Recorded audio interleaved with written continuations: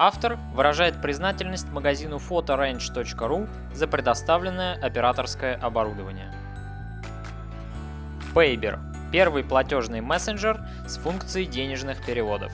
Комиссия по картам MasterCard всего 1%. Качайте в App Store и Google Play.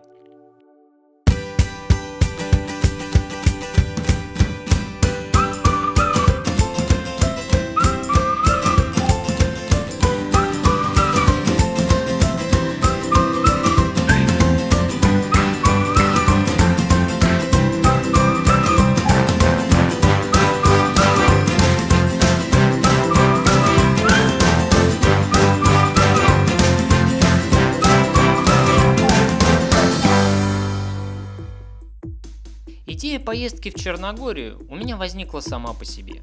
В очередной раз, когда я искал для себя интересное направление на майские праздники, мне хотелось чего-нибудь этакого. Но экзотика оказалась недоступной, поскольку в тех загадочных местах, куда я хотел поехать, был либо не сезон, либо они не вписывались в мой бюджет. И тут я вспомнил, что друзья рассказывали мне про отдых в Черногории. И хотя я не любитель валяться на пляжах, лениво потягивая коктейльчики, я все-таки подумал, а почему бы и нет. Билеты на самолет были забронированы буквально за 5 минут. В следующий час я уже определился с гостиницами и городами, которые хочу посетить. И вот, наконец, наступил долгожданный отпуск. Я выхожу в серое московское утро с чемоданом и рюкзаком, чтобы направиться в аэропорт.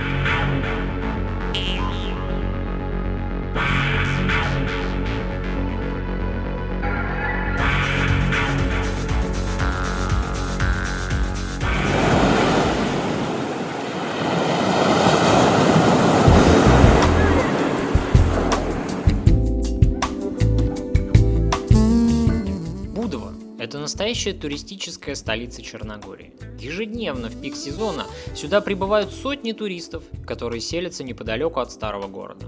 Сам же город, точнее говоря его историческая часть, сильно напомнили мне узенькие и витиеватые улочки Венеции. И это неудивительно, поскольку побережье было колонизировано венецианцами в период расцвета их республики. Поэтому влияние архитектуры Венеции в Будве и в других городах побережья очень сильно. Мы вот, например, гордимся 800-летней историей Москвы, а между тем возраст Будвы насчитывает 2,5 тысячелетия. Не слабо, правда? Однако само название Будва город приобрел сравнительно недавно. За период существования, как только его не называли, и Бутоу, и Будхи, и Будуа, и даже Бутоба. И как и любой другой город, выгодно расположенный на пересечении торговых путей, Будва не избежала постоянных покушений завоевателей. Город успел побывать в составе Римской империи, после же ее распада он стал частью Византии, потом отошел к сербам, потом к Венеции, затем был захвачен турками и присоединен к Османской империи. Успела здесь похозяйничать и Австро-Венгрия. Однако сам город, как считают ученые, был основан именно древними греками, они же впервые и заселили его. Однако сильнее всего город связан именно с Венецией. Венецианская эпоха Будвы продлилась с начала 15 века и вплоть до конца века 17. Именно тогда город и был окружен неприступными стенами, защищавшими его от турецких набегов.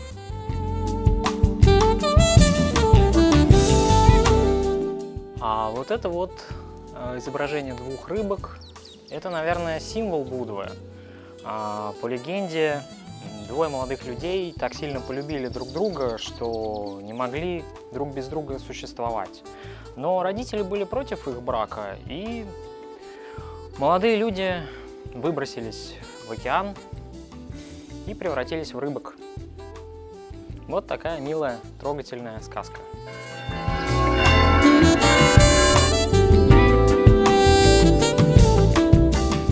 Современная Будва далеко разрослась за пределы городских стен. Благодаря притоку инвестиций богатых российских предпринимателей, да я думаю и не только российских, этот регион стал активно застраиваться.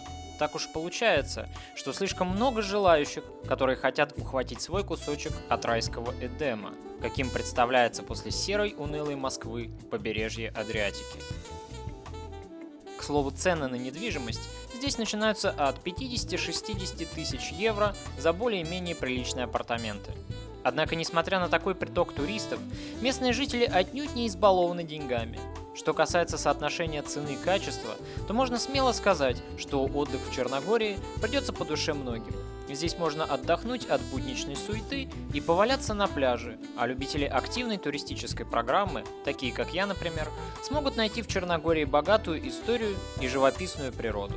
Не останутся скучать и любители духовной жизни, которые откроют для себя в Черногории множество старинных монастырей с уникальными реликвиями.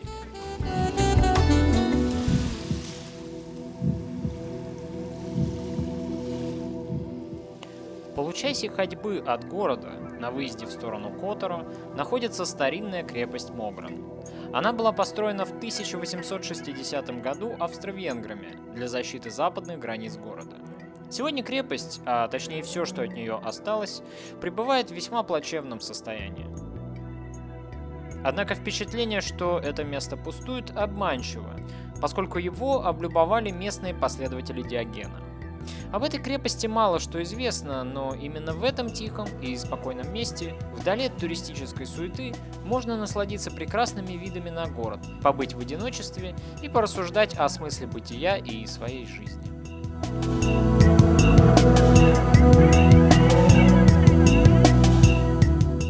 Вот такой небольшой подъем наверх.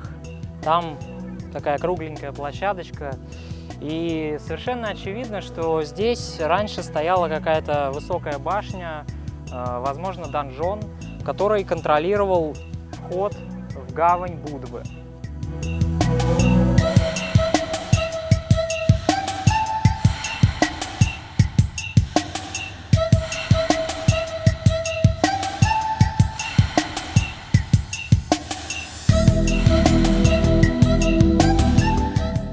Обалдеть!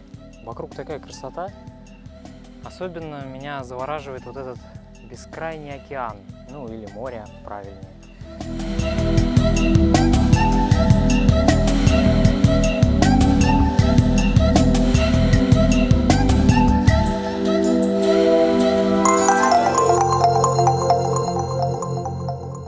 Итак, сегодня я намерен отправиться в маленький городок Цетине. Однако, несмотря на свои маленькие размеры, согласно Конституции Черногории, этот город является одной из столиц. Цетине известен прежде всего тем, что там находится знаменитый Цетинский монастырь. Этот монастырь несколько раз подвергался разрушениям, но каждый раз восстанавливался. А знаменит он прежде всего тем, что там находится легендарная десница Иоанна Крестителя. Добраться до Цетини из Будвы можно на автобусе, который отходит от городского автовокзала.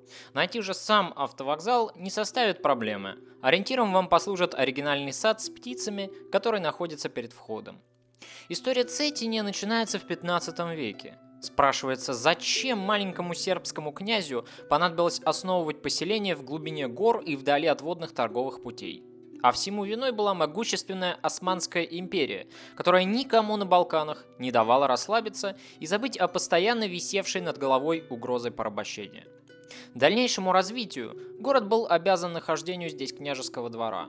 Однако после того, как княжество было завоевано, Цетине начинает переживать упадок. Он неоднократно подвергается нападениям турецких и венецианских армий.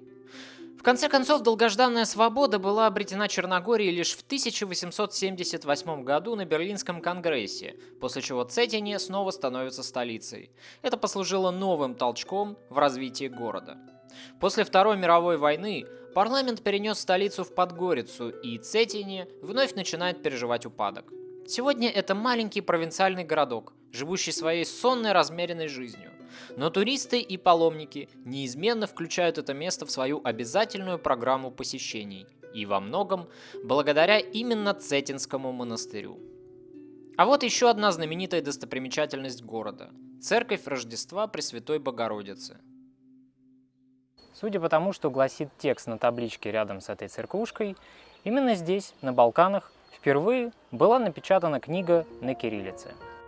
Церковь эта, как видно, расположена на руинах. Раньше здесь находился монастырь Черноевича, и церковь стоит именно на руинах этого монастыря. Обитель занимала большую территорию и была окружена рвом и копьями, в стенах имелись бойницы, одним словом, она напоминала больше неприступную крепость, чем монастырь, и все равно завоеватели пришли и разрушили его. По-моему, в этом есть какая-то ирония жизни. В целом, что я могу сказать? Цетини очень маленький, уютный, тихий городок, но в то же время и скучный. Поэтому, если вы спокойно относитесь к религии и перспектива целования святых мощей вас не особо привлекает, то поездку в Цетини можно смело пропустить. Сегодня я собираюсь посетить Скадарское озеро и монастырь Острог. И тут выяснилась одна проблема. Дело в том, что поскольку в начале мая в Черногории не туристический сезон, то дешевых экскурсий я найти не мог. Все, что мне предлагали, это индивидуальные туры стоимостью 130 евро и выше. Но если до озера вы еще можете добраться самостоятельно, то до монастыря самостоятельно добраться не получится никак. В моем случае мне еще повезло, поскольку в Черногории у меня был проводник, к помощи которого я и прибегнул. Однако вы должны иметь для себя в виду вот что. Если вы хотите поездить по стране и посмотреть ее самые интересные достопримечательности, то лучшим интервалом времени для вас будет период с начала июня и до октября. Именно в это время в Черногории открыт туристический сезон. Соответственно, экскурсии доступны и цены на них относительно невысоки. В среднем где-то 25-30 евро. Но при этом имейте в виду, что цены на гостиницы будут выше среднего, и вокруг вас везде будут сопровождать толпы туристов. Что выбирать? Решать, конечно же, вам. Наш путь пролегал по крутому извилистому серпантину. Стоян все время посмеивался надо мной, дескать, когда же я закричу от страха. Но, если честно, я ни капельки не боялся. Или почти не боялся.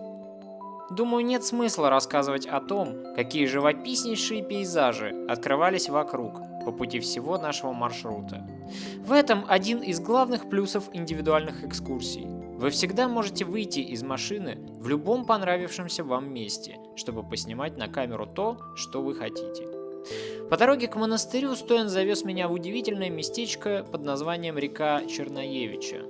Здесь мы решили сделать первую, более-менее продолжительную остановку, чтобы попить кофе и полюбоваться живописными красотами Черногории. Это место по праву можно считать настоящими черногорскими Альпами. Это я уже потом вычитал, что эта приятная деревушка была, оказывается, первой столицей Черногории, а называется это поселение так, потому что его основал сам Иван Черноевич. Да-да, тот самый, который основал еще и Цетини.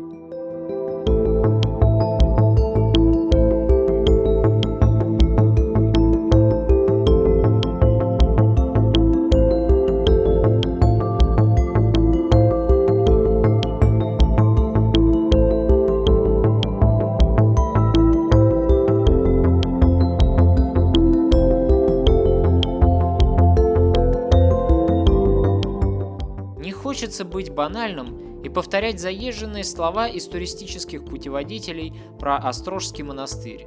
Кто здесь жил и чем это место знаменито, об этом прочитайте сами. Если, конечно, будет интересно. Скажу вам лишь то, что в начале мая, то есть вне сезон, мы встретили здесь довольно много посетителей. Представляю, сколько туристов и паломников ежедневно собирают эти места летом и в начале осени. И, конечно же, Скадарское озеро. Сюда при желании вы можете добраться и самостоятельно. К вашим услугам железная дорога. Далее можно заказать экскурсию по водной части заповедника, как сделали мы, чтобы насладиться природой этого места в полной мере. Сама экскурсия и посещение заповедника обойдутся вам где-то в 30 евро. Озеро сравнительно неглубокое. Максимальная его глубина достигает лишь 40 метров, а большая часть его покрыта болотной растительностью, а окаймляют озеро горные цепи, окутанные голубоватой дымкой.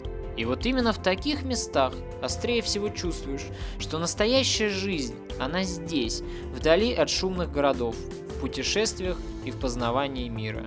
Все остальное, как говорил великий Соломон, лишь суета-сует.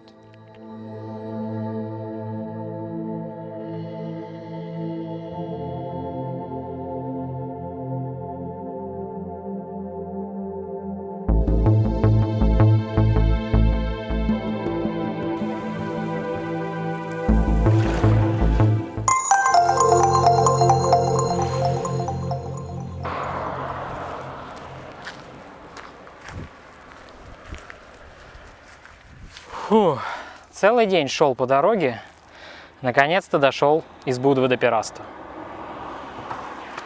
Да, пожалуй, неудачная шутка получилась. Нет, до Пираста я, конечно же, добирался на машине, при помощи моего все того же доброго друга Стояна. И сразу я был очарован этим маленьким, таким уютным городком, расположившимся на берегу бока Которской бухты.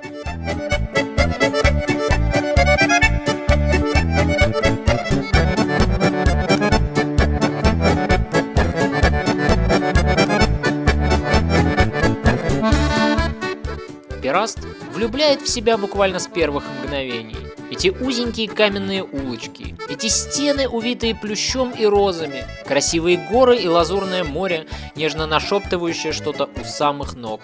Пираст не может оставить равнодушным ни одного, даже самого бывалого путешественника. Когда-то Пираст был процветающим городом и являлся одним из самых знаменитых европейских портов. Здесь жили пираты и отчаянные моряки, и даже российский царь Петр I отправлял сюда своих лучших людей на обучение корабельному делу. Но те времена давно канули в лету, и сегодня Пираст превратился в диковинку для туристов. Их десятками высаживают автобусы из Будвы, они приезжают сюда на велосипедах и машинах, чтобы сфотографировать море, себя на фоне моря, пару домиков и уехать дальше, так и не прочувствовав атмосферы этого места. Но такой туризм не для меня, решил я про себя и остался в Пирасте на 2 дня. И вы знаете, что я вам скажу? Я не прогадал.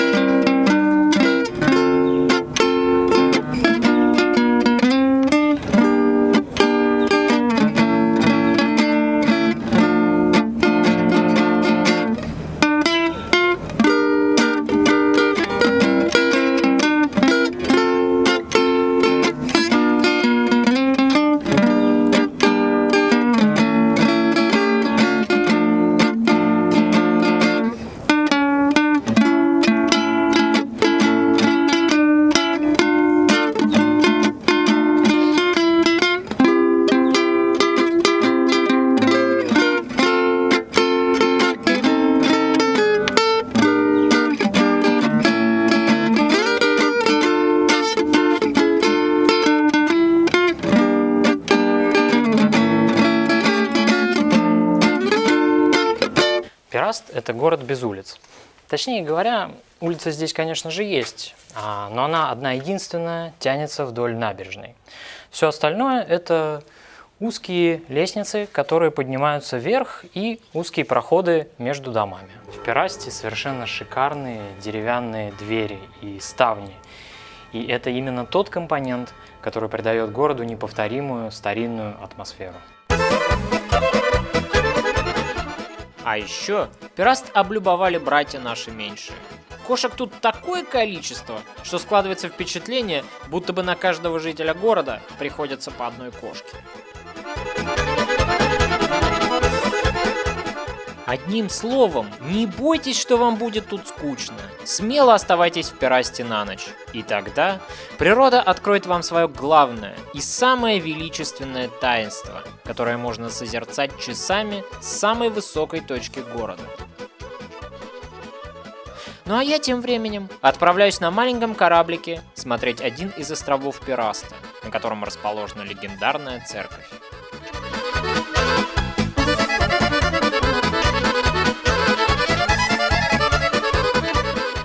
Ну а на соседнем острове находится церковь Святой Марии. С этой церковью связана очень интересная легенда. Дело в том, что этот остров, как говорят местные жители, и как написано во всех путеводителях, он рукотворного происхождения, то есть искусственный. И якобы здесь были какие-то не то скалы, не то рифы. И один из матросов нашел здесь икону Божьей Матери. Ну, по одной из версий он тут ее нашел, по другой из версий ему приснилось, что она здесь лежит. И, в общем-то, ему было видение, что на этом месте нужно построить церковь.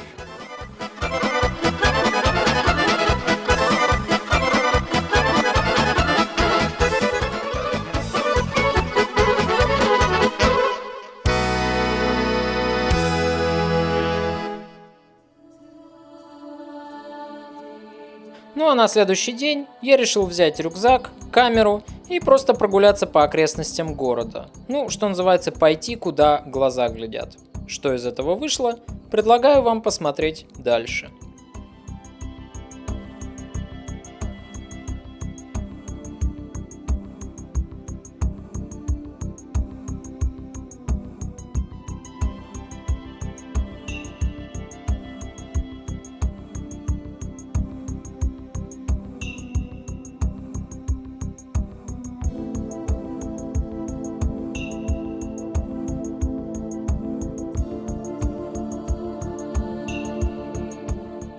Ну вот, шел прямо по дороге и вышел на местную плантацию мидий. Вы когда-нибудь видели плантацию мидий? Я лично нет. Думаю, что здесь можно по дешевке прикупить килограммчик другой.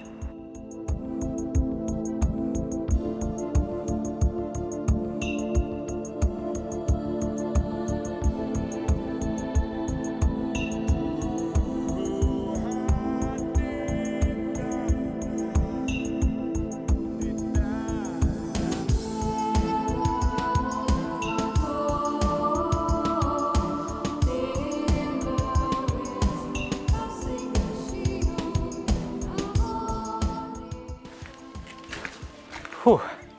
Короче, господа фотографы, этот эпизод специально для вас. Знаете, что к северо-западу от Пероста есть совершенно шикарные живописные руины. Их тут куча. Все стены увиты плющом, и можно делать совершенно замечательные фотосессии. Так что берите своих моделей и вперед. Только осторожно.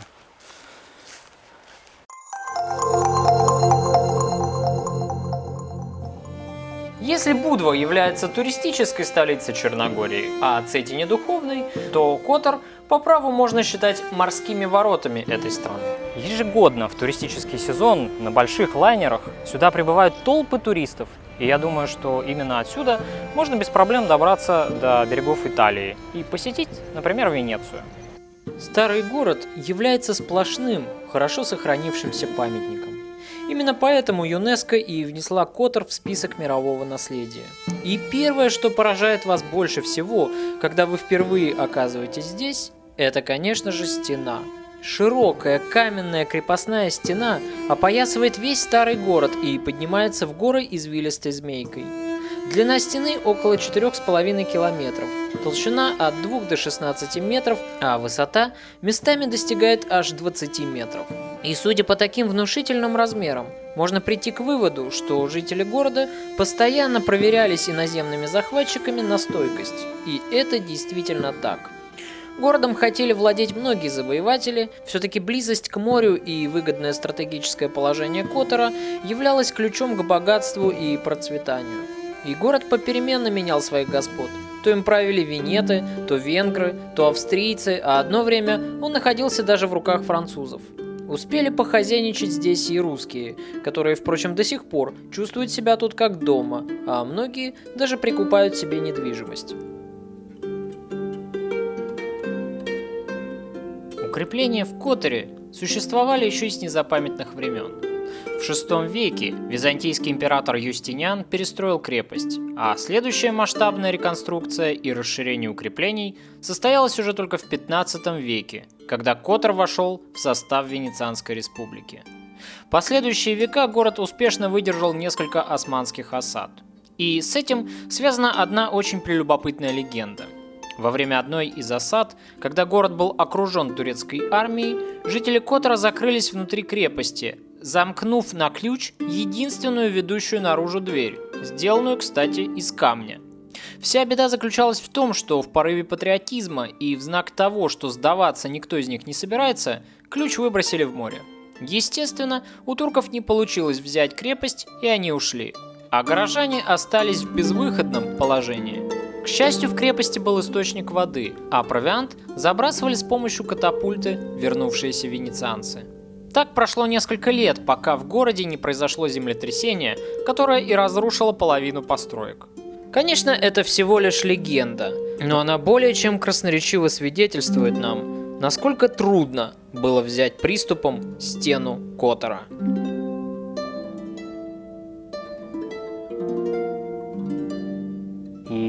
знаете, что я подумал, пока я сюда взбирался? То, что она мне очень напоминает Великую Китайскую стену, только в миниатюре.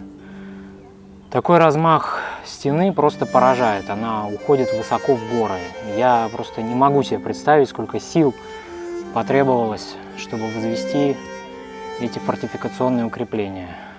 Ну и надо сказать, что и у современных туристов они отнимают очень много сил, поскольку взбираться сюда, да еще и под палящими лучами солнца, чудовищное испытание. Главными воротами Котора считаются морские, пройдя через которые можно попасть на оружейную площадь. Когда-то, судя по названию, здесь, наверное, ковали мечи и булавы. Сейчас же здесь масса переполненных туристами кафешек с неработающим Wi-Fi. А вот и он, атрибут жизни любого средневекового города. Позорный столб. Сюда, как вы можете догадаться, приковывали нерадивых жителей, чтобы в них кидали тухлыми яйцами и бананами. Я даже встретил здесь своего коллегу.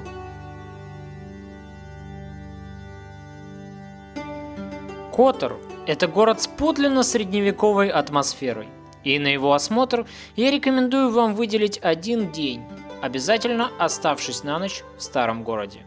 К сожалению, я не встретил здесь столь полюбившихся мне ресторанчиков у воды, где можно было бы полюбоваться закатом над морем. Зато в Которе находится замечательный старый рынок, одна из изюминок этого места. Обязательно прогуляйтесь вдоль торговых рядов. Такого разнообразия сыров и вина вы больше не встретите ни в одном магазине. А радушные черногорцы с радостью угостят вас вкуснейшим сыром с черной смородиной и брусникой.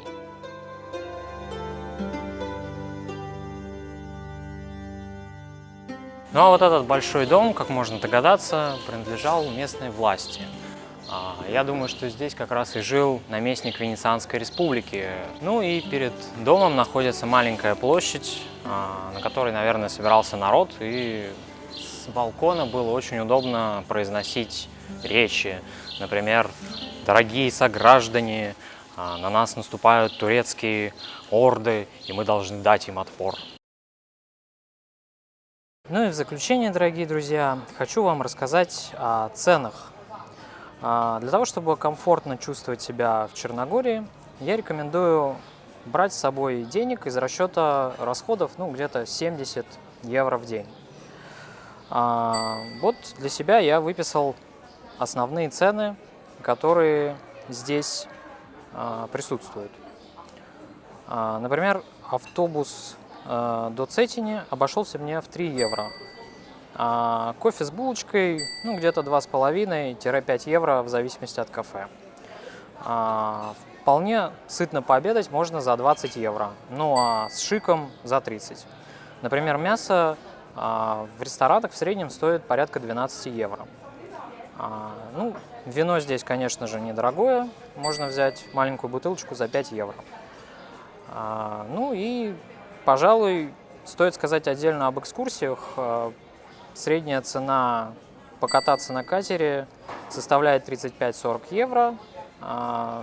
За эти деньги вас будут катать где-то час. Но, естественно, это зависит от количества туристов, которые будут с вами. Соответственно, чем больше людей, тем меньше цена. И средняя цена экскурсии в Будве составляет порядка 25-30 евро. Как видите, в общем-то, достаточно доступная страна и недорогие цены. Ну и в заключение вот еще что. Виза в Черногорию не требуется, если вы собираетесь там находиться меньше 30 дней. Однако попросите, чтобы в отеле оформили вам так называемый белый картон. Это что-то типа нашей российской регистрации. Как правило, на паспортном контроле эту бумажку не проверяют, но все-таки береженного Бог бережет. Я надеюсь, что мое видео поможет вам сделать правильный выбор. Добро пожаловать в Черногорию!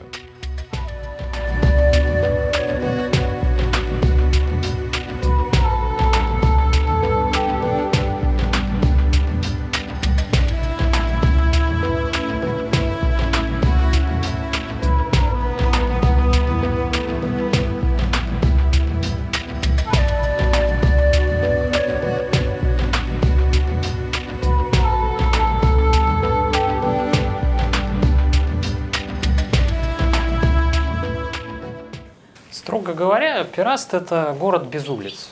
Точнее сказать, улица здесь, конечно же, есть, но она одна. Тянется вдоль набережной. Все остальное – это…